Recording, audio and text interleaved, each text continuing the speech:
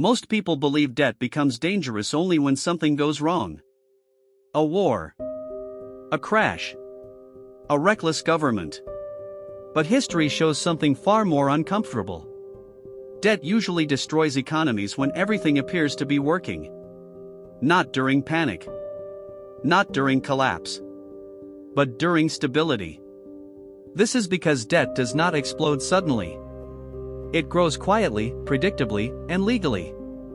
Until the system reaches a point where it cannot move forward without breaking something. This is not a story about irresponsible countries or bad decisions. It is a story about cycles, and why every modern economy eventually reaches the same point, no matter how disciplined it appears. By the time people notice a debt crisis, the real damage has already happened. This video explains how the debt cycle actually works, why it repeats across history, and why no economy has ever permanently escaped it. Debt does not begin as a problem. Every major debt crisis starts the same way. With growth. When an economy expands, borrowing feels harmless. Businesses borrow to invest. Governments borrow to build. Households borrow to improve their future. At this stage, debt is not seen as risk. It is seen as fuel. As long as incomes rise faster than debt payments, borrowing appears sustainable. In fact, it looks responsible. This is why early-stage debt cycles feel healthy. Governments run deficits, but growth covers the cost. Interest payments remain manageable. Markets reward borrowing with low rates. The system reinforces itself. More borrowing creates more activity. More activity increases tax revenue. Higher revenue justifies more borrowing. At this point, debt is not treated as a liability. It is treated as a growth strategy. And this is where the cycle quietly locks in. Because debt changes behavior. Once an economy becomes accustomed to borrowing-fueled growth, slowing down becomes politically impossible. Reducing spending feels like decline. Raising taxes feels like punishment. Allowing defaults feels like failure. So instead of adjusting early, the system adapts to higher debt levels. Interest rates are adjusted. Rules are rewritten. Accounting definitions are softened. Debt does not disappear. It becomes normalized. This normalization is the most dangerous stage of the cycle. Because once debt becomes normal, stability depends on it continuing to grow. Debt growth becomes structural. At a certain point, debt is no longer used only for expansion. It becomes necessary for maintenance. Governments borrow not to build new systems, but to keep existing ones functioning. Businesses borrow not to grow, but to refinance old obligations. Households borrow not to advance, but to maintain their standard of living. This is the shift most people miss. Debt stops being optional. When this happens, the economy becomes fragile in a very specific way. Growth must continue, not because it creates opportunity, but because it prevents collapse. Any slowdown threatens the ability to service existing debt. So the system responds by lowering interest rates, extending maturities, encouraging refinancing instead of repayment. Each solution reduces short-term pressure while increasing long-term dependence. This is how debt silently embeds itself into the structure of the economy. Not as excess, but as necessity. Why debt always outpaces growth? Debt grows faster than income for a simple reason. Borrowing pulls future demand into the present. When an economy borrows, it accelerates consumption and investment today. But future income must now cover both new activity and past obligations. Over time, this creates a gap. Income grows linearly. Debt compounds. To close that gap, the system relies on three tools: lower interest rates, longer repayment periods, higher total debt levels. Each tool works temporarily. None work permanently. Eventually, interest rates approach zero. Repayment periods stretch across generations. Debt levels become too large to shrink without severe consequences. At that point, the cycle reaches its limit. Not because borrowing is illegal. Not because lenders refuse. But because additional debt stops producing real growth. When debt no longer creates productivity, it becomes a drag instead of fuel. This is the moment every economy tries to delay. The illusion of control. At this stage, policymakers often appear confident. They talk about sustainability. They reference historical precedents. They reassure markets. And technically, they are correct, for a while. Debt can be managed longer than most people expect. Through refinancing. Through inflation. Through regulatory adjustments. This creates the illusion that the cycle has been solved. But the structure underneath has not changed. Debt still exceeds growth. Productivity still lags obligations. And the system still requires continuous intervention to remain stable. This is not a failure of leadership. It is a mathematical constraint. The cycle does not end because someone makes a mistake. It ends because the system runs out of room to maneuver. And when that happens, the adjustment does not arrive gently. So if debt always begins harmlessly, and grows gradually, and can be managed for years without obvious consequences, the real question becomes this: what actually triggers the breaking point? In Chapter 2, we examine what happens when debt stops responding to policy, and why that moment always arrives faster than expected. When debt stops responding to policy. For most of the debt cycle, policymakers appear to be in control. Interest rates are adjusted. Liquidity is added. Markets stabilize. Each intervention seems to confirm the belief that debt can always be managed with the right tools. This belief holds until it doesn't. The true breaking point in every debt cycle is not caused by panic or external shock. It happens when policy stops producing real results. The moment policy loses power. Early in the cycle, small policy changes create large effects. Lower rates encourage borrowing. Borrowing fuels spending. Spending supports growth. But as debt accumulates, the response weakens. Each rate cut generates less activity than the one before it. Each stimulus package produces shorter-lived growth. Each intervention requires larger amounts of money to achieve the same effect. This is diminishing returns. The system still reacts, but less efficiently. At this stage, policymakers are no longer stimulating growth. They are preventing contraction. And that distinction matters. Debt saturation. Debt saturation occurs when most economic actors are already leveraged. Households already carry loans. Businesses already depend on refinancing. Governments already run persistent deficits. In this environment, new borrowing does not unlock opportunity. It increases fragility. Lower interest rates no longer encourage productive investment. They encourage asset speculation. Money flows into stocks, real estate, and financial instruments, not productivity. The economy appears strong on paper. Markets rise. Asset prices inflate. But the underlying capacity to generate income does not improve. This is how debt disguises stagnation. Why central banks keep intervening. Once debt saturation sets in, doing nothing becomes impossible. A modest slowdown threatens defaults. Defaults threaten financial institutions. Financial stress threatens confidence. So policymakers intervene again. Not because it solves the problem, but because not intervening makes it visible. This is why policy responses intensify late in the cycle. Rates approach zero. Balance sheets expand dramatically. Emergency tools become permanent features. Each step buys time. None restore balance. The trap of stability. Ironically, the more stable the system appears, the more dangerous this phase becomes. Stability encourages complacency. Complacency encourages more borrowing. More borrowing increases dependence on intervention. The system becomes addicted to support.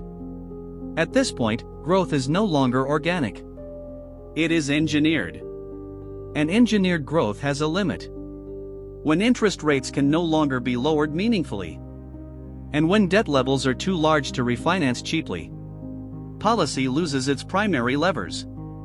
This is when small disruptions become systemic threats. What actually breaks the cycle? Debt cycles do not end when confidence disappears. They end when mechanics fail.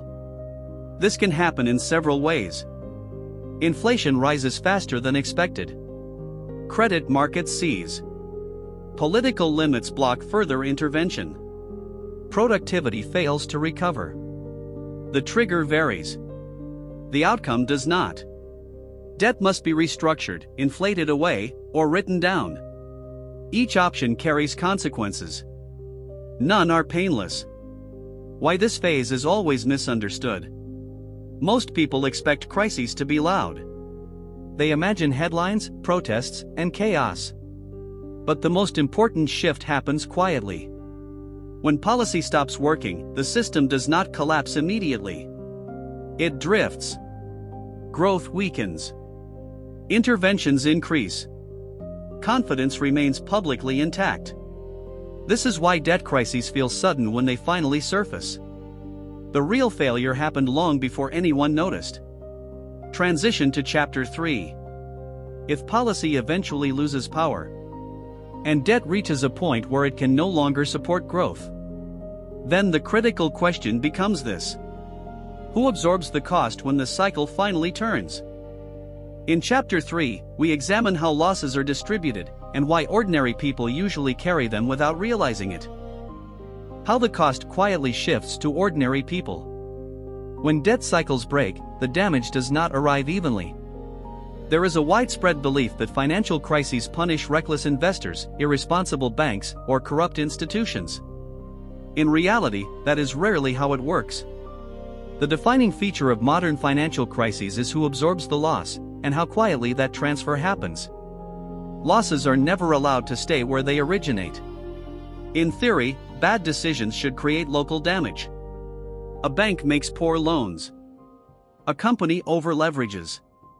An investor takes excessive risk. In a purely market-based system, these actors would fail. But modern financial systems are not designed to allow large failures. Large failures threaten confidence. Confidence underpins credit. Credit underpins everything. So when losses appear, they are moved. Not eliminated. Not resolved. Shifted. The first layer of protection. The first line of defense is financial institutions. Central banks provide liquidity. Governments guarantee deposits. Emergency facilities stabilize markets. This prevents immediate collapse. But it also prevents accountability. Losses that should have stayed within institutions are temporarily absorbed by the system. This creates the illusion that the problem is solved. It is not. It has only been deferred. The second layer, currency. Once losses are absorbed at the institutional level, they reappear elsewhere. Often through the currency itself. When central banks expand balance sheets, they are not creating value. They are redistributing purchasing power. Existing money holders gradually lose value. New money enters at the top of the system. Asset holders benefit first. Wage earners feel the impact last. This is not inflation as a headline number. This is inflation as a distribution mechanism. Why people feel it late? Most people experience financial stress indirectly. Rent rises slowly. Insurance premiums creep upward. Food costs edge higher. Nothing feels catastrophic in isolation. But over time, purchasing power erodes. People blame budgeting. They blame lifestyle. They blame personal decisions. Rarely do they blame the system. That is not accidental. The role of delayed visibility.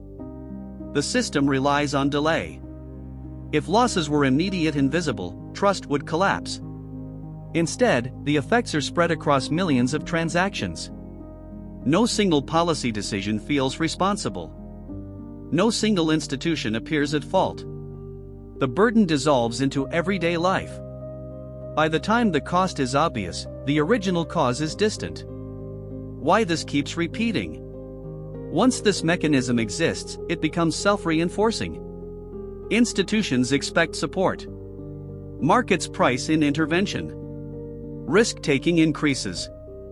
Each cycle grows larger. Each correction requires more intervention. Each redistribution becomes harder to detect. The system does not correct itself.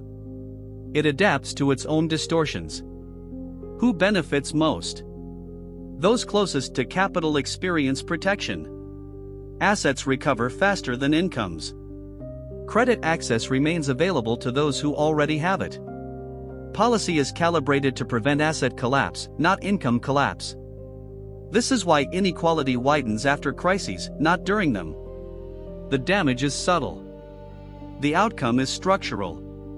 Why this is not a conspiracy? This process does not require coordination or intent. It emerges from incentives. Policymakers want stability. Institutions want survival. Markets want predictability. The easiest path is redistribution through time and currency. No one announces it. No one votes on it. It simply happens. If losses are shifted quietly, and policy protects stability at the system level, then one final question remains. Why does the system still appear stable right until it fails? Chapter 4 explains the illusion of stability, and why warning signs are almost always misread. Why the system looks stable until it isn't. One of the most confusing aspects of debt-driven crises is how normal everything appears right up to the moment it breaks. People expect instability to announce itself. They look for panic, disorder, or visible stress. But modern financial systems are built to suppress those signals. Stability is not the absence of stress.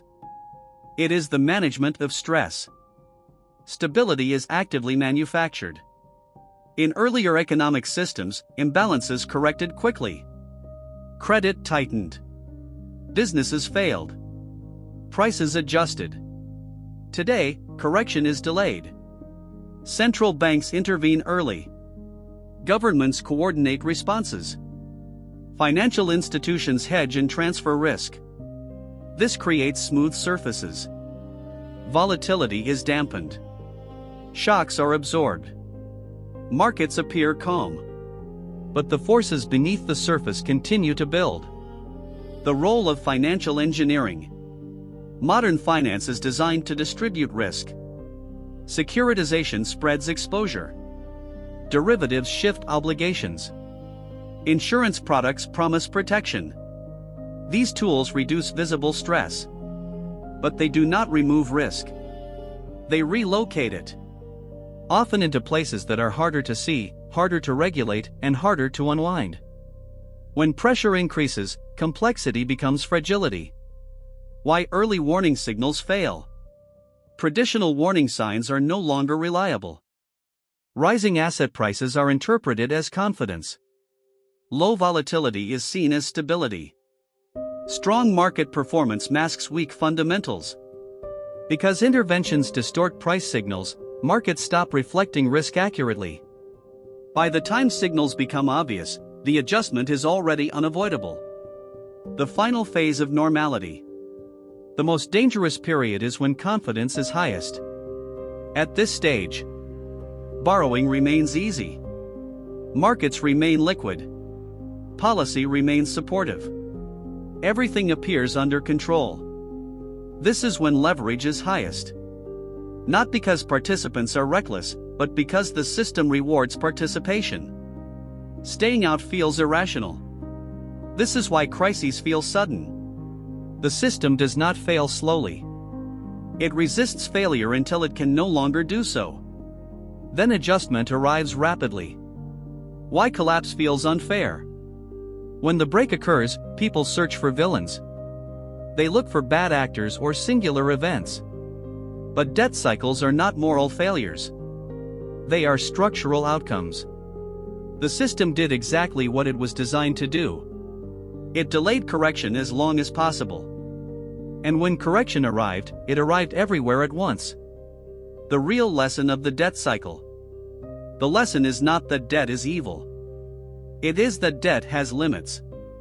And when those limits are approached, stability becomes a performance, not a condition.